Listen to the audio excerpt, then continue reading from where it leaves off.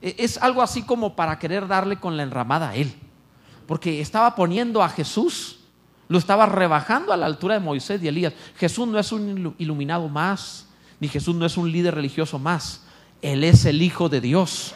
Él es dueño de los cielos y la tierra. La Biblia dice: nada de lo que ha sido hecho fue hecho sin Él.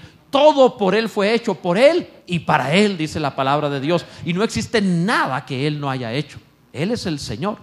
Pero Pedro tuvo el problema ahí de confundirse con el velo de la carne, y entonces pensó en hacer una enramada para los tres. Ahí vino la sombra de Dios que los cubrió. Y Dios el Padre habló del cielo diciendo: este es mi Hijo amado. Desapareció Moisés de Elías y nada más estaba Jesús. Este es mi Hijo amado, a Él oíd. La sombra de Dios te certifica, la sombra de Dios te autoriza. Cuando tú habitas bajo la sombra de Dios, tienes una sensación de favorito.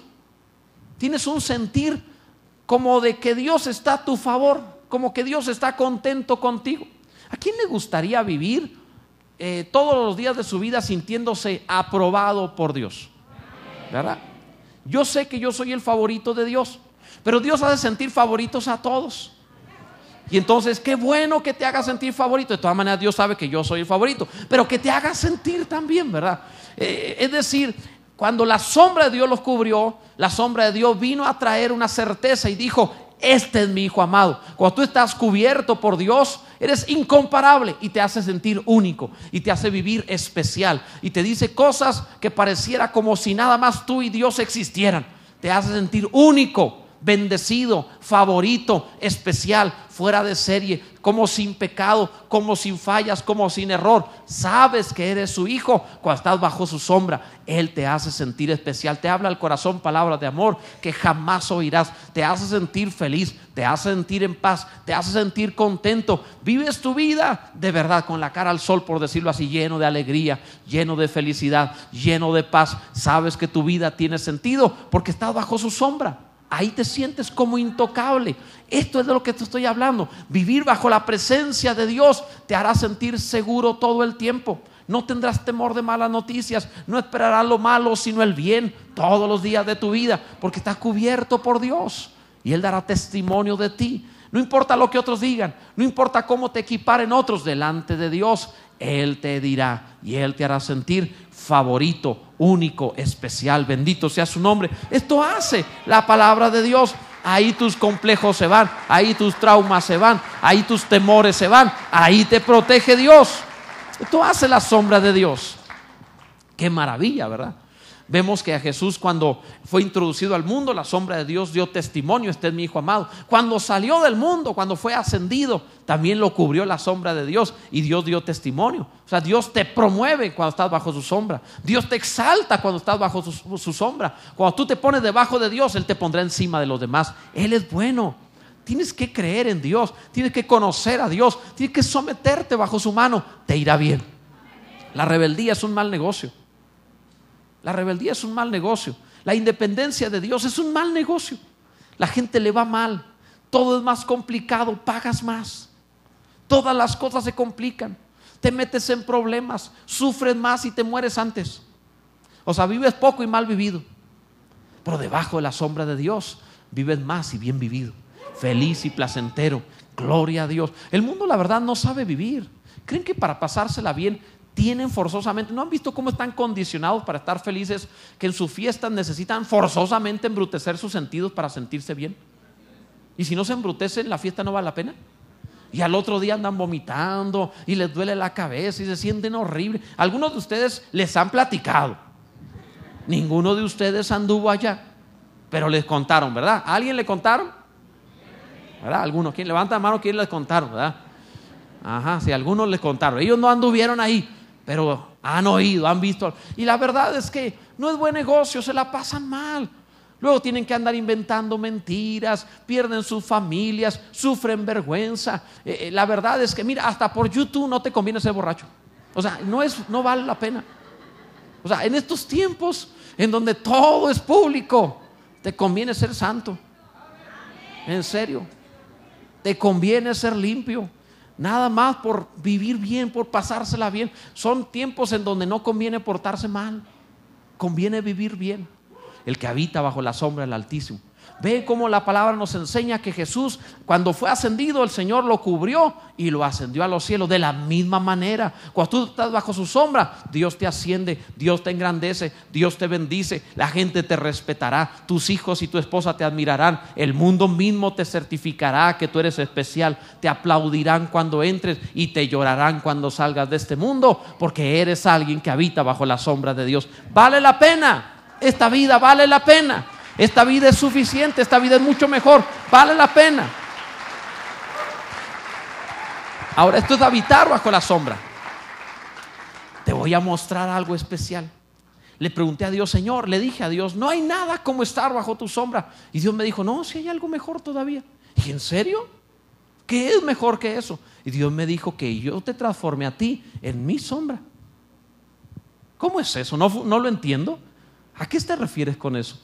Esto es cuando no solo estás bajo su sombra, sino que por estar bajo su sombra, de pronto Dios te empieza a usar a ti para ser sombra de alguien más, a fin de bendecir, de sanar, de proteger, de influenciar, de hacerle bien a otros. Es un nuevo nivel de bendición. Es mejor que solo ser protegido, proteges. Y ahí me enseñó la palabra, el libro de los Hechos, capítulo 5, el verso 14 que leímos al principio. Fíjate cómo Pedro tenía sombra. Dice la Biblia, y los que creían en el Señor aumentaban más. Gran número así de hombres como de mujeres. Tanto que sacaban los enfermos a las calles y los ponían en camas y lechos para que al pasar Pedro, a lo menos, ¿qué dice ahí? Su sombra cayera sobre alguno de ellos. O sea, y para que fueran sanados. No existe evangelismo más grande que la iglesia tenga sombra para su prójimo. No existe nada mejor para que otros conozcan a Cristo que nosotros los cristianos podamos ser sombra a alguien más. Sombra a tu vecino para protegerlo, para bendecirlo, para ayudarlo, para cubrirlo. Cuando la iglesia toma este papel, toma este lugar, créeme, mira, el mundo ya no le cree mucho a la publicidad, menos en tiempos electorales. Ya no cree mucho a esto.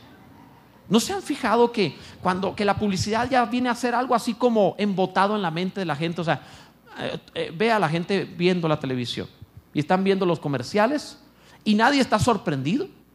Al menos yo recuerdo cuando era niño, hace poquito, que cuando llegaba a ver televisión, porque no teníamos, cuando llegaba a ver televisión, o sea, lo veías desde la ventana en la casa del vecino. ¿Cuántos hicieron eso? ¿Verdad que sí? 2, 3 hicimos eso. Y te da coraje que le cambiaran. No le cambie, pues si nomás está el Chavo del 8, hombre, ¿qué quieres que haga? O sea, en fin, pero bueno, así eran nuestros tiempos. Pero recuerdo que cuando veíamos televisión, veías un comercial y te asombrabas. Hoy no.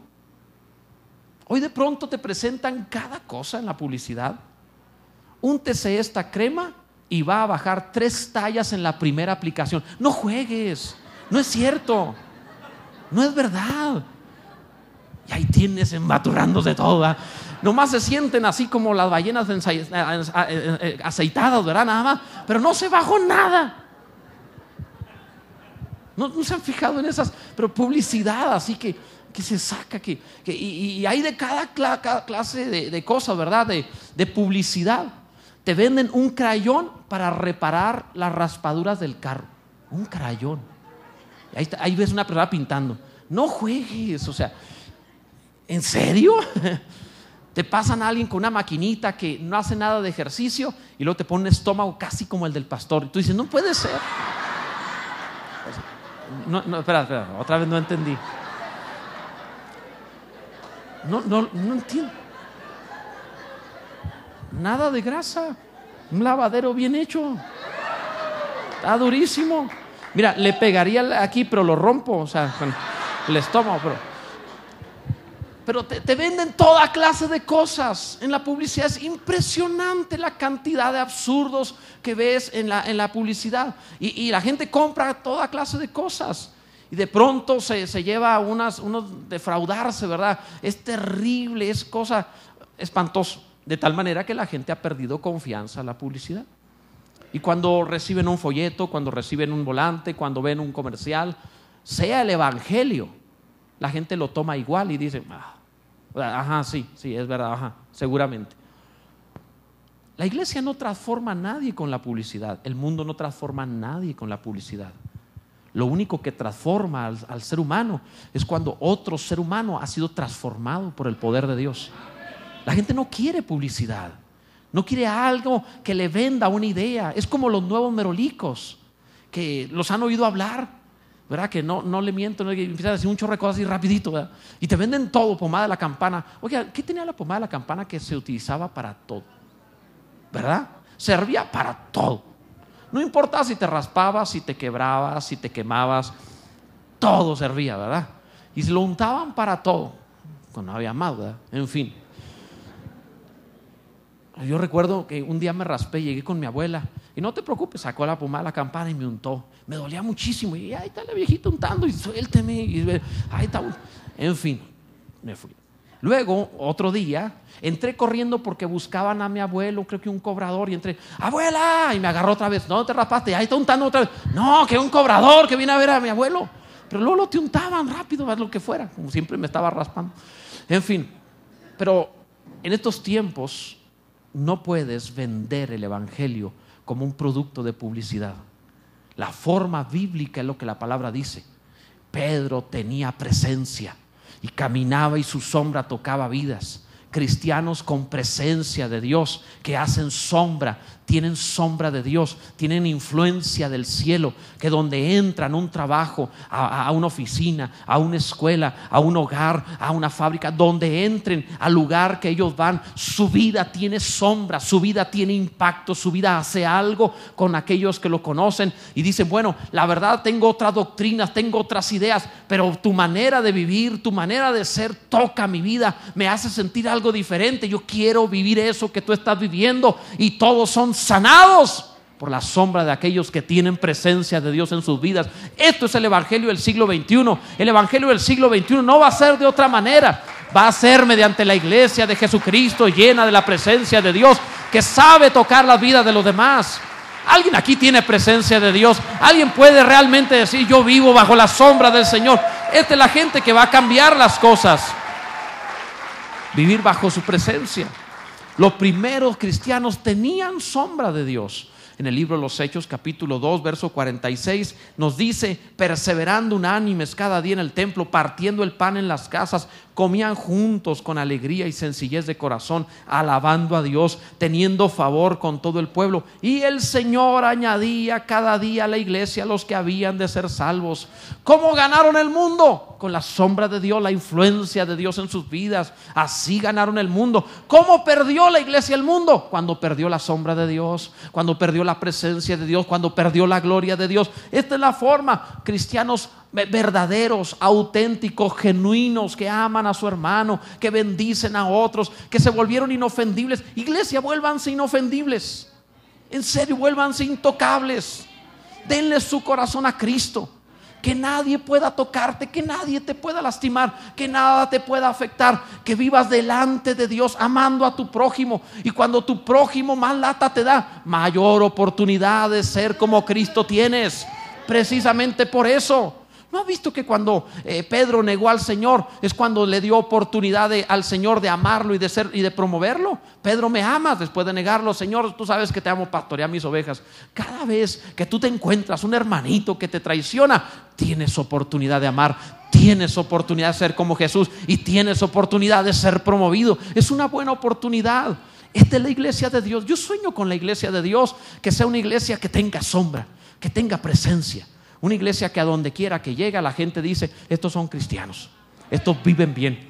Gente santa, gente buena, gente generosa, gente que bendice, gente que no se enoja, que no se lastima con su prójimo, que no se daña, que no afecta a nadie, que no se desquita, que no está buscando lo propio sino lo de su hermano. Yo sueño con esto y trabajo para esto porque ya sucedió.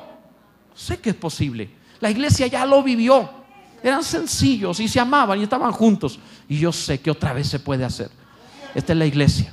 Así que alguno aquí diga, Señor, cuenta conmigo, yo lo voy a hacer también. Esto es posible. Es más, dice la Biblia en el capítulo 8, el verso 4 del libro de los Hechos, pero los que fueron esparcidos iban por todas partes anunciando el evangelio. Qué interesante. Le quitaron sus bienes, los estaban matando, torturando, perdieron todo, iban huyendo. Y mientras huían, iban tocando vidas. ¿No es maravilloso eso? Qué increíble.